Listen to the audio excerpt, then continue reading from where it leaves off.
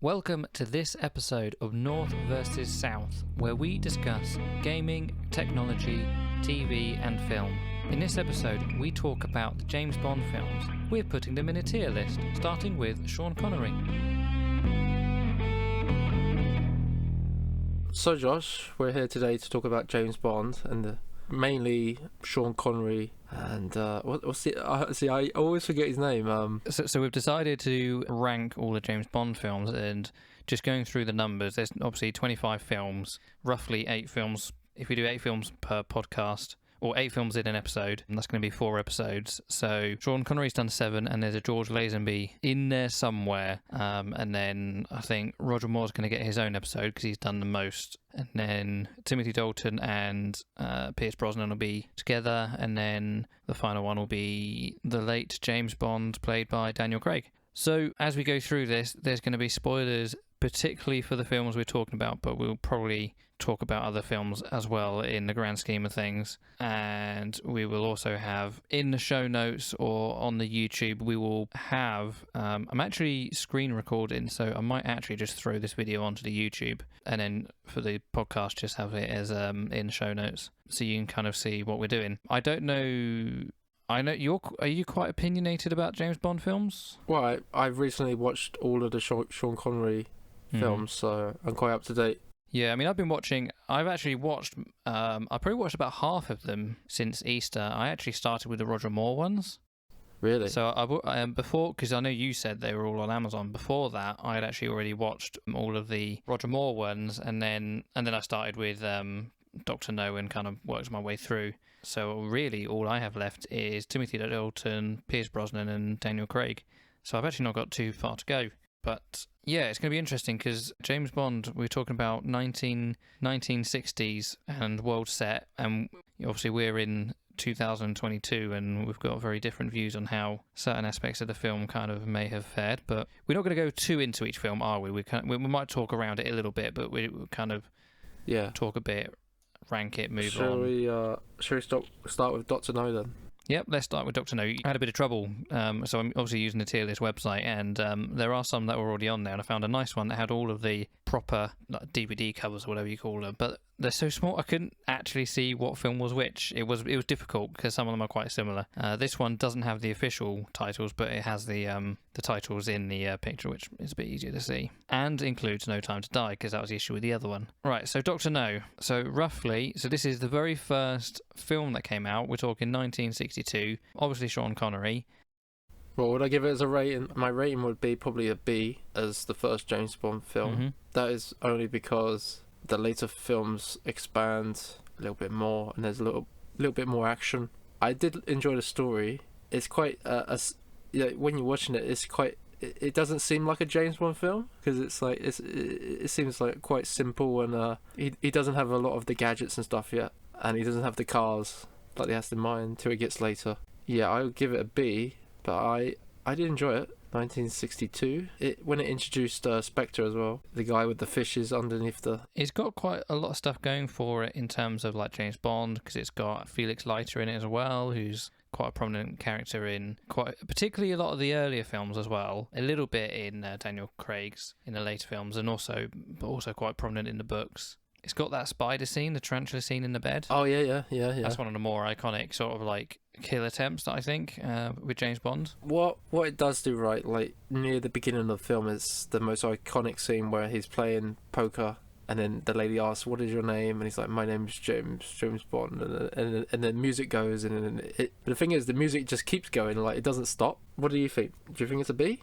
I'm happy with a B. I think, like you say, and when I was watching this film, and I'm thinking a little bit, everything that I do is like, this is the very first James Bond film, and obviously it takes a lot from the books. And I will apologise. I'm going to refer to the books quite a bit because I have read them all, but at the same time, the last one I read was almost 8 years ago, so my memory's going to be fuzzy about the books. But I still will I will context the book a little bit. But this is a James Bond film before a lot of the traditional James Bond-y things kind of came about, and some of them came about in the later Sean Connery films. Some of them didn't come about till Roger Moore or even later. You talk about these are actually quite serious in many ways. You don't have that kind of campy feel, like you just said. You don't have all the gadgets immediately. Because those things don't feature prominently in the books. Like, a little bit they do, but not to the level that some of the films go to. They kind of lean into it a bit. Some of the films are a bit subtle about the gadgets. Some are almost a caricature of it themselves with what the gadgets kind of end up being. And we'll see them as we go through all the films. But yeah, I'm alright with Dr. No being a B. Sure. Okay, so the next one is From Russia with Love. I'm going to say S. I think that's the best one, in my opinion. You think that's the best film? Yeah. I'll give you reasons why I think it's the best film. I enjoyed the story a lot. I enjoyed the... So basically, there's some sort of device that he's trying to get, and he thinks he's trying to get it from this Russian lady, but this Russian lady's actually working for Spectre, but he doesn't know if she's actually, because she's saying that she's trying to escape from Russia and she wants to become a British citizen, and she's in love with James Bond, and he doesn't know if she's telling the truth or not. So that dynamic kind of relationship is quite interesting. The villain, I think it's Robert. Is it Robert Shaw, the guy from Jaws, the guy with the white hair? He's really, like when he comes on the train and he's all very polite. I love that scene. And even the gypsy dance when they have to kill each other, one of them has to die. That's quite funny. But I did enjoy that. This film, From Russia with Love. Yep. So for me, From Russia with Love isn't my favourite James Bond film, although I don't think favourite films necessarily ties in with how the tier system necessarily works. Like, your favourite film could be like a really film. But for me, I think From Russia with Love was probably my second favourite book in the series. And if I remember rightly, James Bond doesn't enter the book until about halfway through the book. The first half of the book, or a significant amount of the book, features purely that Spectre agent. Well, she's not a Spectre agent, is she? She's a KGB agent unwittingly working for Spectre. Yeah, she doesn't know she's actually working for Spectre. She doesn't know she's working for Spectre. So I'm happy for that to go into S, because it was one of my favourite books. And actually, as far as the films go, and I'm not a book purist. I'm not a book purist, but it was a really good film. There were so many aspects I liked about it.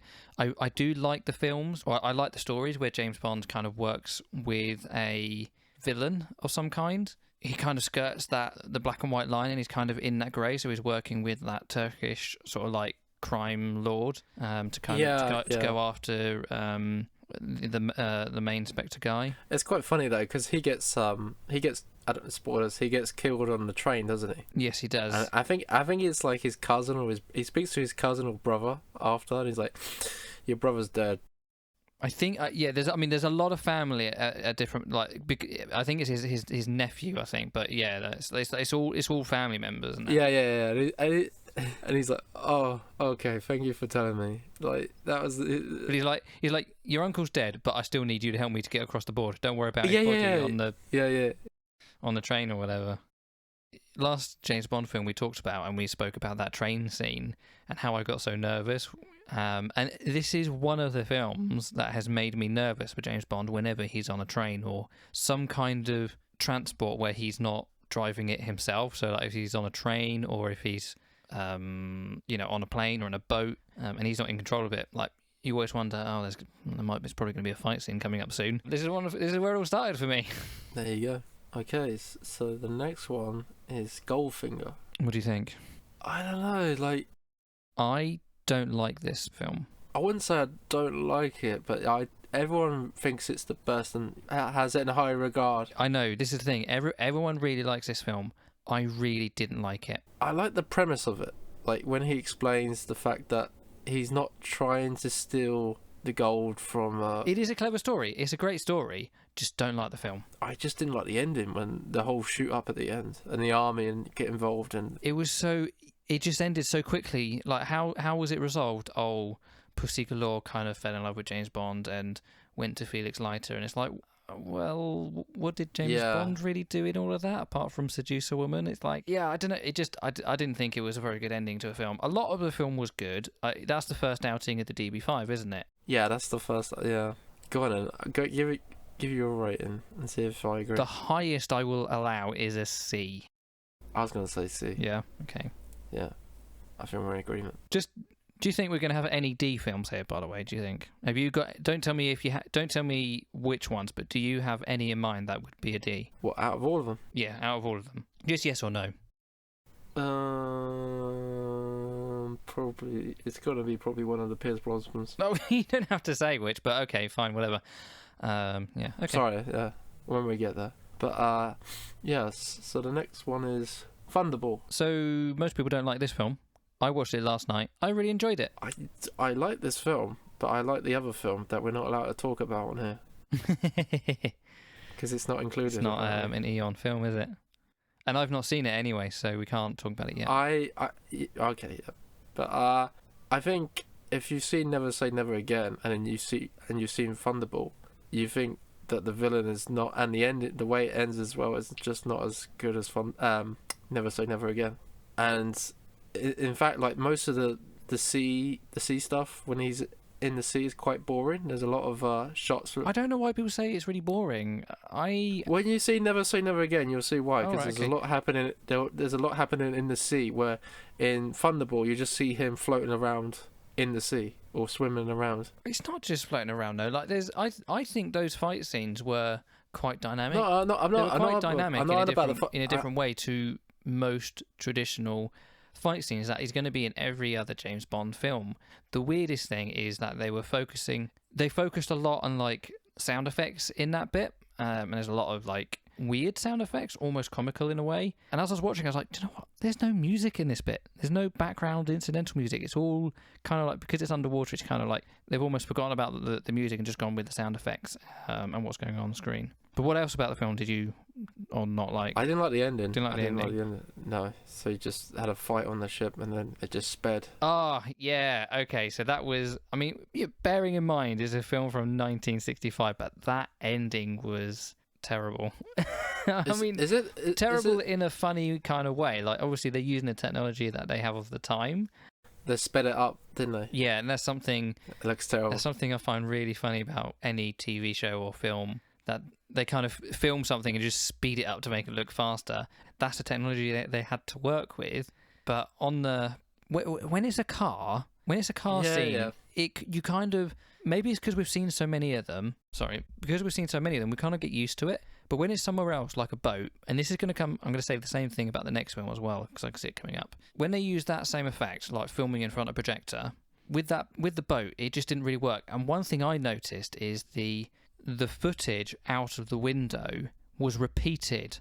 The same footage was repeated about 5 times. And I found that really weird, lazy in a way, unless they were just trying to say the boat was literally going around in a circle and missing the same 2 rocks every single time. But it wasn't great. But again, it's 1965 technology. I was going to say, like, if you noticed in the previous films as well, where that you see James Bond driving and the background is like a green screen. It's always like it's not a green screen. It's he's in front of a projector and they're projecting the background behind him. They didn't have green screens until a couple of decades later, but that's it is. I forget what they call that, but it's kind of on a like a driving stage or something like that.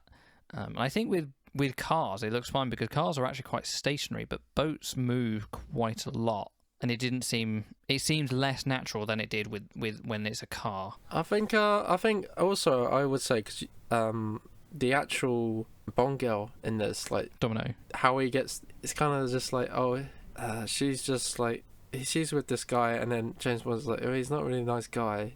But if you watch Never Say Never Again, she gets more of a story than just, there's a reason.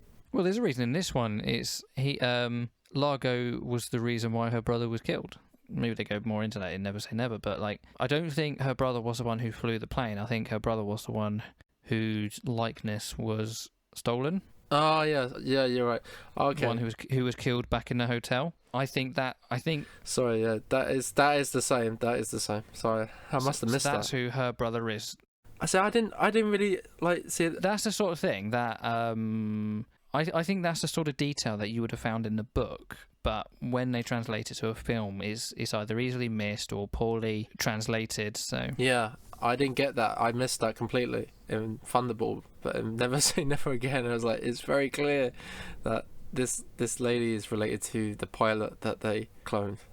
So what's your rating? I would put it as a B. Yeah, I wouldn't class it as a C. I would say I could watch it again. It's more enjoyable than Goldfinger because I like the scene. So now You Only Live Twice, which is set in Japan. I remember that. Yeah, I was going to say that. Oh no, it's not the next one. That picture's in the wrong place on Wikipedia. So You Only Live Twice. This is the one in, like I say, in Japan, and I enjoyed it. this is the one where the space things keep getting stolen, aren't they? I enjoyed it. And they James Bond is dead. James Bond is dead at the start of the film. So James, and he goes over and takes a wife, doesn't he?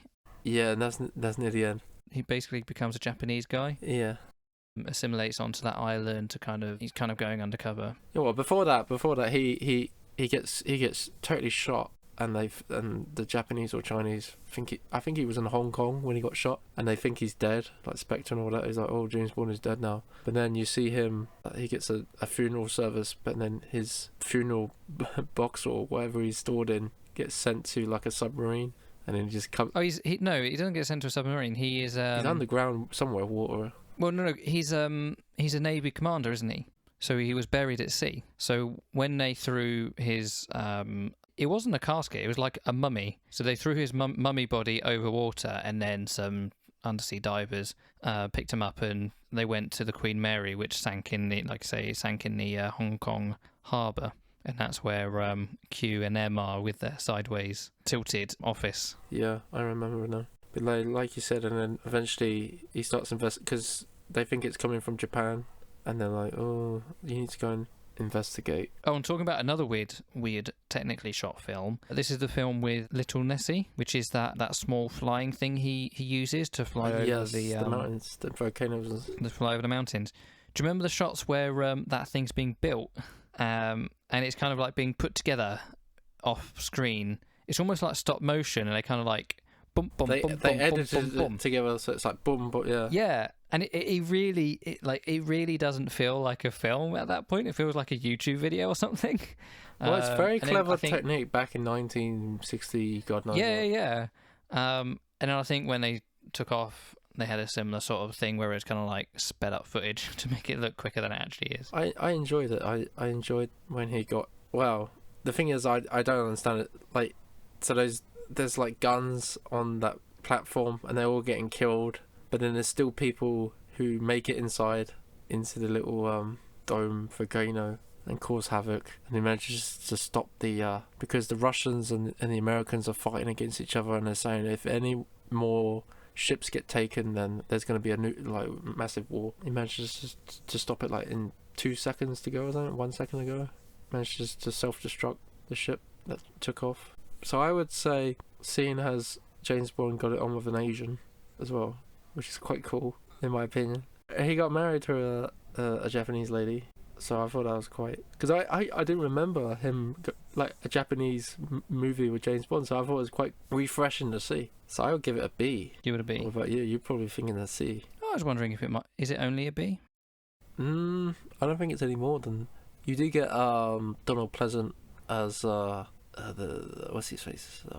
The man with like no name. I'll be honest, I'm not very good with actors. So the guy you're going to say actors. Sorry, names, the guy. And I'm not going to know who any of them. The guy with the scar on his face, the main bad guy in Spectre with the kitten. What, Ernst Blofeld? Yeah, Blofeld. But that's an annoying thing as well. It's like you're watching these films and each actor changes each.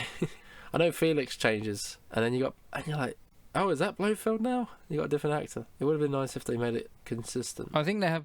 I mean, there's obviously different reasons why actors change. I know. It's like James Bond himself, changing. So you can't really complain. It can be like negotiations or they're not available. The ones that did stay the same is probably Moneypenny and Q for a lot of it. Yeah, it's quite interesting. And we'll say, obviously the next film is a different James Bond, but same actors there. Yeah, they stayed the same, didn't they? So, okay, we want to go with a B on that one. If that's okay with you. I don't know if I'm going to feel terribly strongly about any films apart from 3. There's 3 films that I might feel a bit strongly about, and I might not let you take me down. But for the most part, I'm way more into the books than I am into the films, so I'm not going to defend much or strongly advocate for anything too much, apart from Goldfinger. But it sounds like we're both on the same page with that, so that's fine. So, on Her Majesty's Secret Service, different James Bond. is that going to affect its score? I haven't seen it recently. I was meant to watch. I thought you were going to watch it today. Yeah, I couldn't, unfortunately. But So when was the last time you saw it? How long ago? it was on like ITV, maybe like a few years back. I have seen it. His wife, he gets married. And you know what's even more interesting though?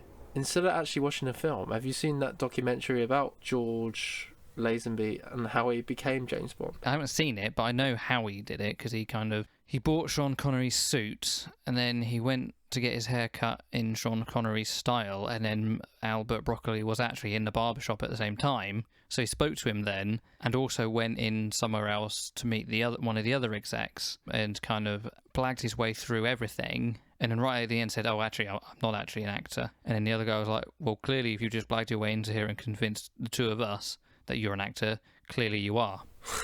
But so did you know he was also the highest paid male model at the time, and also the youngest James Bond? He was 29 when they filmed it. He doesn't look 29 in the film. He does not look 29. Why do people in the 60s and 70s look 30 years older than people do now? It's just crazy. Didn't they also dub most of his lines as well? I don't know. I didn't. I heard some of his lines got dubbed because they were. Oh, undoubtedly some of them did. I think there was a few points where I was like, not all of them. but that's normal in films. But I watched it last night and then I was reading the trivia and I don't recall that being explicitly. I don't recall it being brought up as if it was something that happened a lot. Well, I was reading the trivia, not the goose, so that might be more on the goose. Some of his scenes with love scenes, I think they were dubbed or something. Yeah, could be.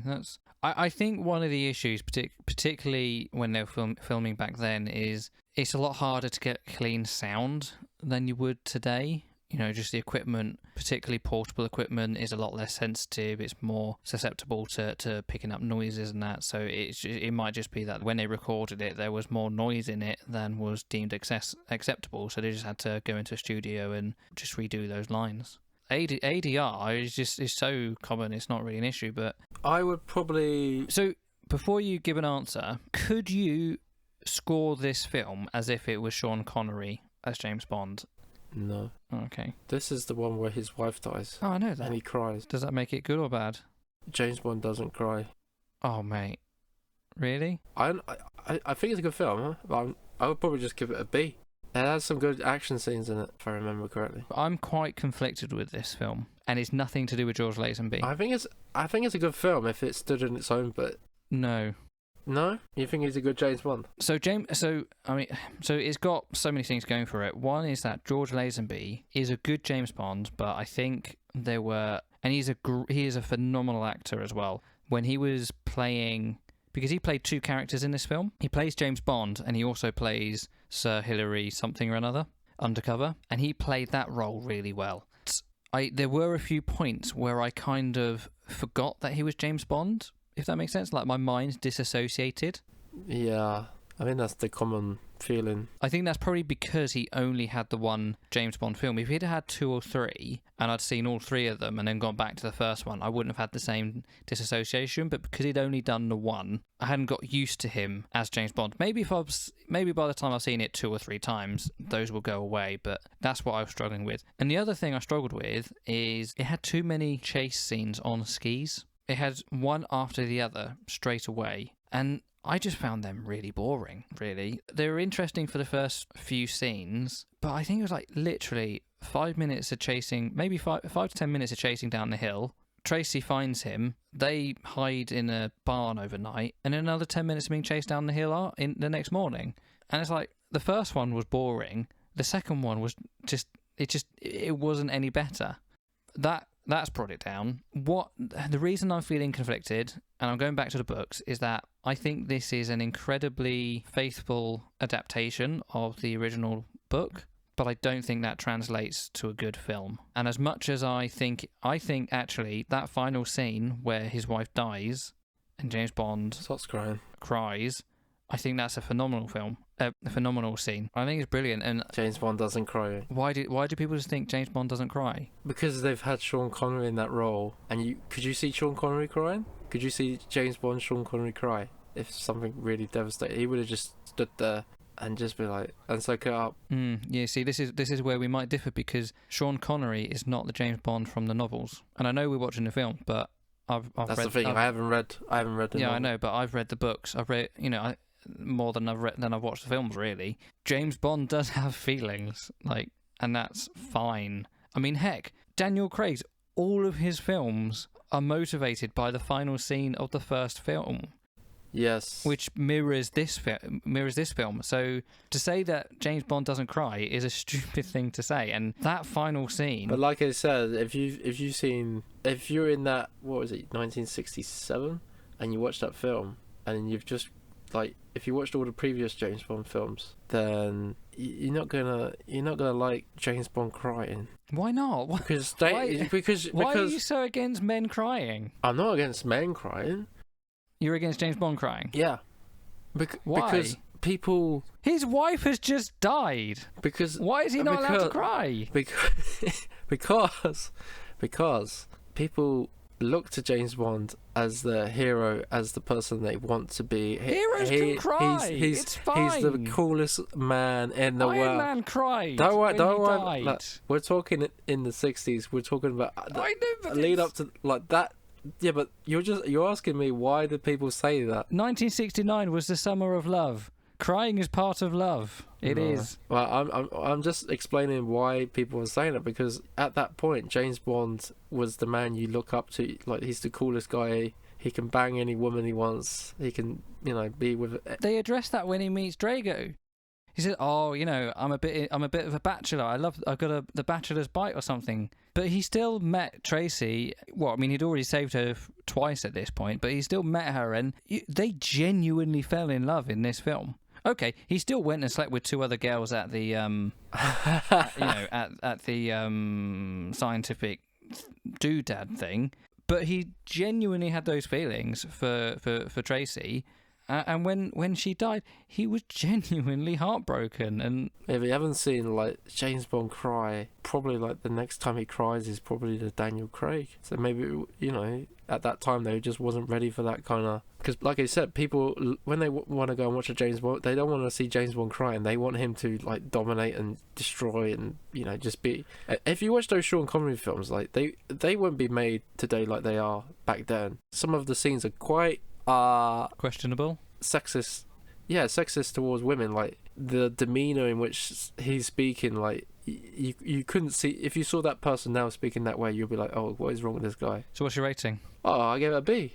Oh, okay. I told you that was the only. I was going to go with a C. Oh, fair enough. I thought the action scenes were quite good. Actually, I will say the action scenes were really good, and I think his action scenes were way better than Sean Connery's. But also, when I was reading up on him, he's a multi-martial art fighter.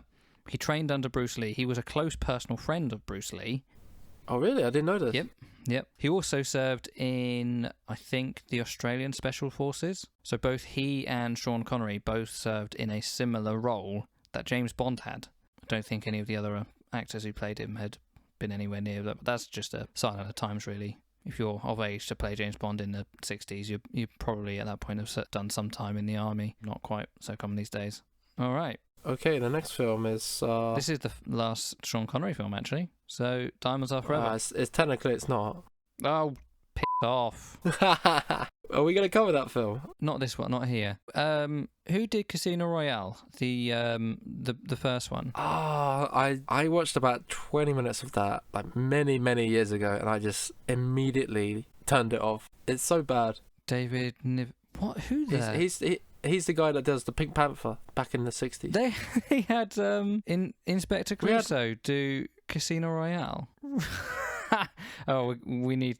Okay, I think we need to do those two. They can be there. We can do them separately. Yeah, I'm not gonna watch that. I'm not. Yeah, we gotta do it. No, I'm not watching that. We gotta do it. I'm not watching that. Gotta do it. Nope. I'm okay. I'm not watching that. No way. That's not official. That's even worse than Never Say Never Again in terms of the official. Anyway, Diamonds Are Forever, 1971. I remember watching this many years ago when I was a kid, and I enjoyed it then, and I watched it recently, and I enjoyed it even more. I would give it an A. Yeah, I feel a bit like that as well. I loved it. I think this is the one. This is the one with the. Sorry, in my head, there's 2 car chase scenes with a red Mustang or a red muscle car. One is Sean Connery, the other is Roger Moore. The Roger Moore one is the one where he drives over the river and does a rolly thingamajiggy. This is the one where he drives through Las Vegas and pops the car onto 2 wheels to drive through the narrow gap. That's the one, yeah. Yes. The only problem I have with the film is the first scene is Blofeld, and so Blofeld is getting cloned. Yeah, so someone's trying to clone or plastic surgery. God knows what's going on, and he's trying to stop it, and then it cuts away, and then you don't see any more of that, and you're like, oh, I wonder if this comes back later in the film. Like they're trying to guess who the villain is, and you're like, oh, it's Blofeld. I'm not dead. You didn't. I have many clones. Don't worry about that. But I enjoyed it because I don't know why, but it felt like an American film. Probably because it's based in Las Vegas. I was gonna say like it was in America. What do you mean by that? Yeah. It just. I don't know, the way it was shot as well. It's actually quite an international film. I mean, we're in Amsterdam, we're in South Africa, we're on the moon at one point. Yes, but also the fact that I really enjoyed the fact that the previous films, I think this is the first film that was. The previous films are like a 16:9 or 16:10 aspect ratio, and this is the first like widescreen letterbox aspect ratio. So it looked like a proper film to me as well. Like the way it was shot and some of the scenes, like you said, with the Mustang going through Las Vegas and those 2 guys. Oh, the who are they? Mr. Winter, Mr. Kid. So weird. It's just so weird, very strange. And you're like, what is going? It was quite very random, like the first scene. So did you know that originally? So going back to the previous film, you know the German lady who works under Blofeld? Yes. She was actually going to come back and she was going to be in this film. Presumably she would probably have taken their place or something like that. But the reason she wasn't in this film is she died of a heart attack 2 weeks after On Her Majesty's Secret Service actually premiered. It was a bit of a shame because I actually really liked her character despite her being horrible in every sense of the word, but she was actually one of the most likeable antagonist or whatever, but I don't know where she would have fitted in, whether she would have replaced those 2 or if there would have been another character that she would have just been around. But I enjoyed the fact that this is the one with the oil platform at the end as well, isn't it? It feels like a GTA, like Grand Theft Auto scene where you see like I don't know what they're doing. There's like the moon or something. God knows what's going on, but he steals a buggy. So they go into the research laboratory. Oh yes, so they've got a lot of space travel going on, and that's obviously because the diamonds aren't being sold for money. The diamonds are going onto this satellite to be used for a laser. I think they were going to hit cities with this laser to destroy them. So obviously the moon landing was part of the research that they were doing in space and space travel. That was quite a funny nod. I think this is the bit where James Bond decided it could have a bit more fun. Well, I find it funny. He basically looks like that guy at the door, and he was trying to get in, and he's like, oh, and he starts talking to him, and he waits for him to put the code in first. Social engineering. That's how hacking doesn't exist. It's all social engineering, and that is a GTA mission as well. Actually, if you play GTA, yeah, it's quite funny because he stole his identity, and then he goes in. So James Bond goes in. It's like, oh, just checking up on radiation tags. You're big people, we're little people. We're just doing our jobs. He leaves, and immediately as he goes out, revolving door, the real guy comes in, just checking on tags. Yeah, I enjoyed it. I enjoyed it a lot. So yes, and that was officially the last Sean Connery James Bond. He didn't want to do any more. Never did he want to do another job ever again. Yeah, but he did though, didn't he? I couldn't tell you. I've not seen any more James Bond films with Sean Connery in them. Thank you for listening to this episode of North vs South. Please feel free to like and subscribe on YouTube or comment below. You can also subscribe and rate us in your favourite podcasting app. Anyway, how was your trip last week to the you went on holiday or something, or a trip? Yeah, church weekend away. Yeah. No, it was good. It was annoyingly I finished work about 2 hours later than I planned to, so that I'd kind of hoped to disappear from work early, so we can get packed, have dinner before we go. But what ended up happening is I didn't, and You got screamed at? no, it's just I had someone doing an install at work, so an external person coming in. And you have to wait? Yeah, I basically had to wait for him to finish. So I think I got Jen to pick me up at 5 o'clock, when you consider I wanted to have left Leighton Buzzard at 5 o'clock. So we got home, packed the car, had dinner. I think we left at 6:30 for a 2-hour journey. And I needed to be there by 8:30. But what happened was exactly what I thought would happen, which was if we'd left at 5, it would have taken us 3 hours to get there. But leaving at 6:30, it took us 2 hours to get there because there was that much less traffic at that time in the evening. So the journey down was absolutely zero problem, zero stress. We'd had some car troubles as well. Oh yeah? The cruise control hadn't been working properly for a couple of weeks, but for some reason the cruise control decided to work, so I didn't have to drive because the cruise control did it for me. We got there in time because it's a church weekend away, so obviously there's a lot of sessions, worship and teaching sessions, and I was leading the worship for the weekend. So we got there in time just to kind of join the first session and just get a single guitar out and that, and then set up the PA afterwards, and then